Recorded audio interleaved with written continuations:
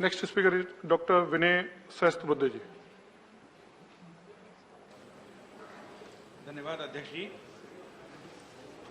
अध्यक्ष महोदय, हम लगभग शताब्दी के बाद इस देश को जिस त्रासदी ने घेर लिया है उस कोरोना के संकट की चर्चा कर रहे हैं, और मैं यहां पर एक सांसद के नाते तो बात कर ही रहा हूं, मगर कोरोना यूनिवर्सिटी के फर्स्ट बैच के ग्रेजुएट के नाते भी काम कर रहा हूं, क्योंकि हमें भी कोरोना का अनुभव हुआ था और दूसरी बैच को बड़े कठिन प्रश्न पत्र थे, तुलना में हमें थोड़ा आसान था प्रश्न पत्र। मगर मैं सुन रहा था सभी मान्यवर सदस्यों के भाषणों को, और इक्का दुक्का अपवाद अगर छोड़े तो सभी ने हमारे स्वास्थ्य कर्मियों, डॉक्टरों, नर्सों, पुलिस और हमारे स्वच्छता कर्मियों के प्रति अपना सम्मान प्रकट करते हुए, कृतज्ञता व्यक्त करते हुए अपने भाषण को या तो प्रारंभ किया या भाषण की समाप्ति के समय उनके प्रति आभार व्यक्त किया। और मुझे खुशी है कि उन्होंने सभी ने इनके प्रति इस सदन की जो भावना है, देश की जो भावना है, उसको अभिव्यक्त किया।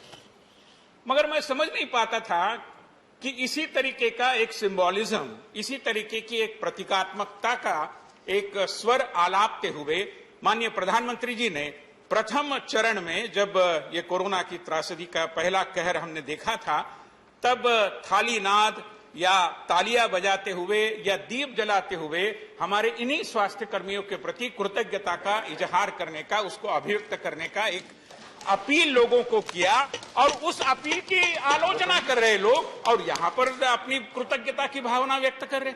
मतलब मुझे कई बार समझ में नहीं आता कि प्रधानमंत्री जो भी करे इनको आपत्ति है, प्रधानमंत्री यहां आकर बोले आपत्ति है, न आए और न बोले आपत्ति है, प्रधानमंत्री लॉकडाउन लगाए आपत्ति है, लॉकडाउन न लगाए तो क्यों नहीं लगाते ये बोलते हैं आपत्ति है।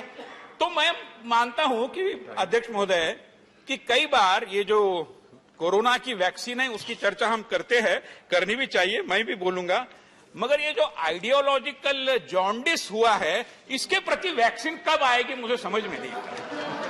ये आइडियोलॉजिकल जॉन्डिस से आप कृपया बाहर आइए।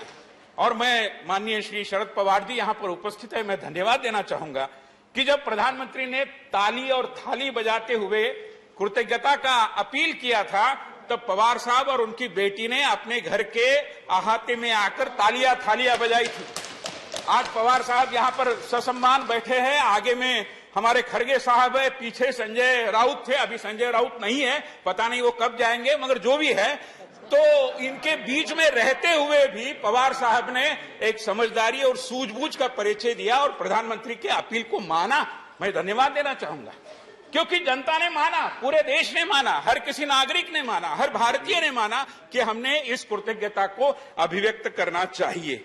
और इसलिए मैं मानता हूं कि ये जो आइडियोलॉजिकल जॉन्डिस है, ये जो पर्सनल प्रेजुडिस है, इससे जब तक आप बाहर नहीं आओगे, चीजों को सही रूप से आप देख नहीं पाओगे। मैं आपको अनुरोध करूंगा कि थोड़ा अंदर जाके देखिए और इस संदर्भ में सोचिए।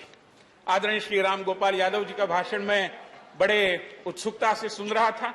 वो इस संसद की जो स्वास्थ्य संबंधी संसदीय स्थायी समिति है उसके अध्यक्ष हैं, बड़े अनुभवी और डॉक्टर राम मनोहर लोहिया जी के विचारों से प्रेरित ऐसे नेताओं में से एक है।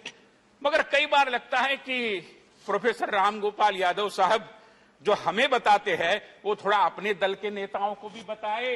वो तो मोदी वैक्सीन नहीं लेंगे कह रहे थे। अरे जरूर, ये मोदी वैक्सीन ले न ले, कोरोना की वैक्सीन ले न ले, ये तो आपके स्वाधीनता का विषय, हम तो केवल अपील कर सकते हैं। ये कोई इमरजेंसी के काल जैसा वो कैंपेन नहीं है नसबंदी वाला कि हर किसी को नसबंदी करनी पड़ेगी, ऐसा तो नहीं है, हमने आपके ऊपर छोड़ दिया है।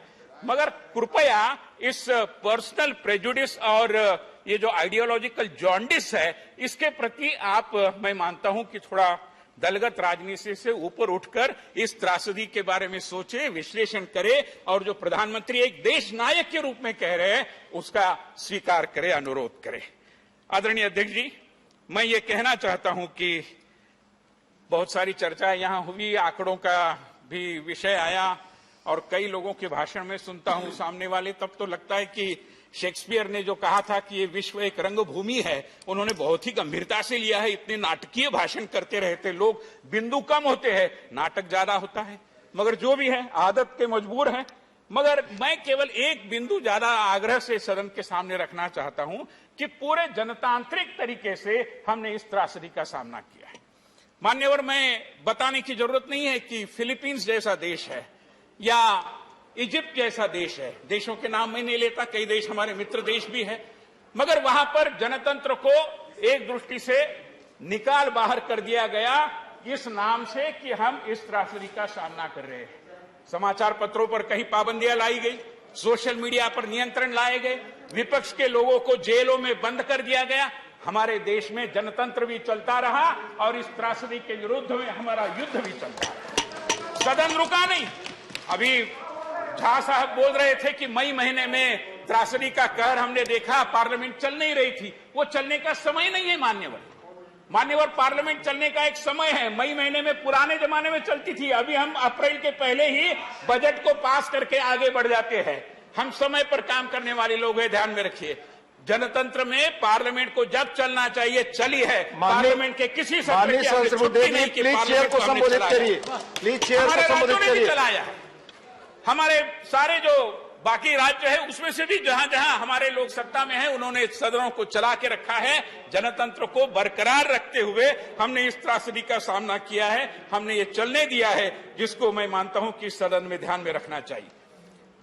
कई जगह उल्लेख आए, श्रीमान विपक्ष के नेता ने भी अपने कार्यकर्ताओं ने क्या काम किया ये बताया।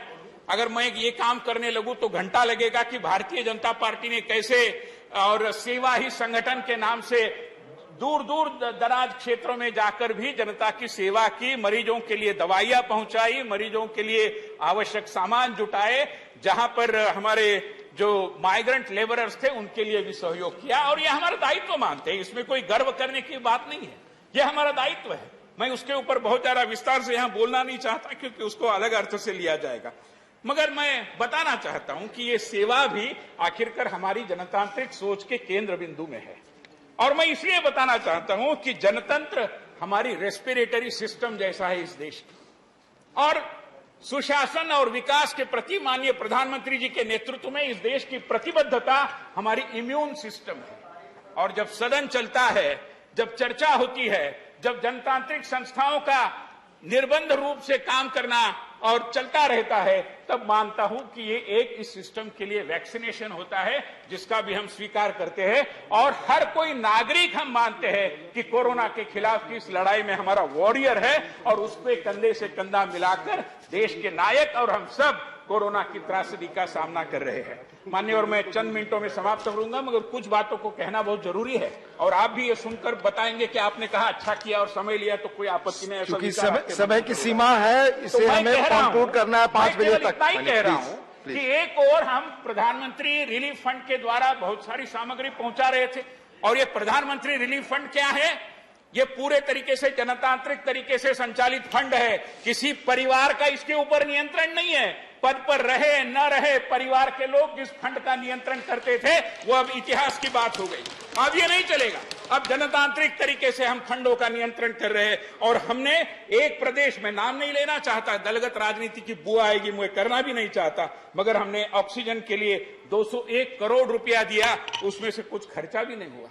कई जगह हमने वेंटिलेटर मशीन दिए, स्टोर रूम में अभी भी पड़े हैं, ऐसे सीएजी के रिपोर्ट कह रहे हैं। तो मैं मानता हूं, मैं प्रदेश का नाम नहीं लेना चाहता, लोगों को पीड़ा होगी, उनकी पीड़ा में मैं और बढ़ोतरी नहीं माननीय सहस्त्रबुद्धे जी कंक्लूड करें, प्लीज कंक्लूड करें।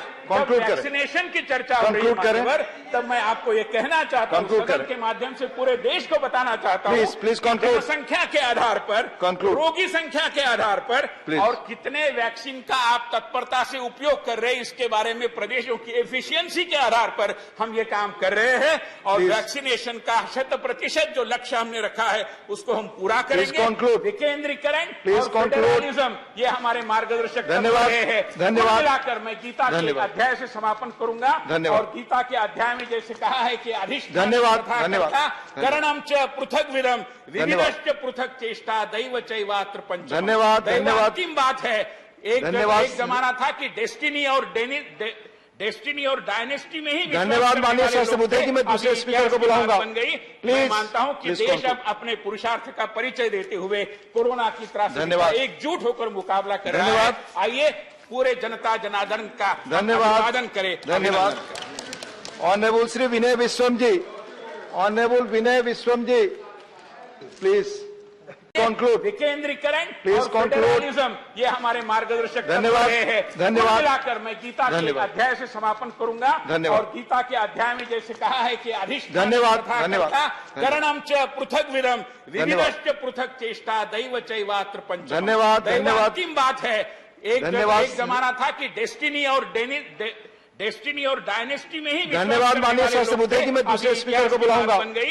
मैं Please, मानता हूं कि please देश conclude. अब अपने पुरुषार्थ का परिचय देते हुए कोरोना की त्रासदी का धन्यवाद। एकजुट होकर मुकाबला कर रहा है। धन्यवाद। आइए पूरे जनता जनार्दन का धन्यवाद। अभिवादन करें। धन्यवाद। अभिनंदन करें। Honourable Shri Vinay Vishwam ji, honourable Vinay Vishwam ji, please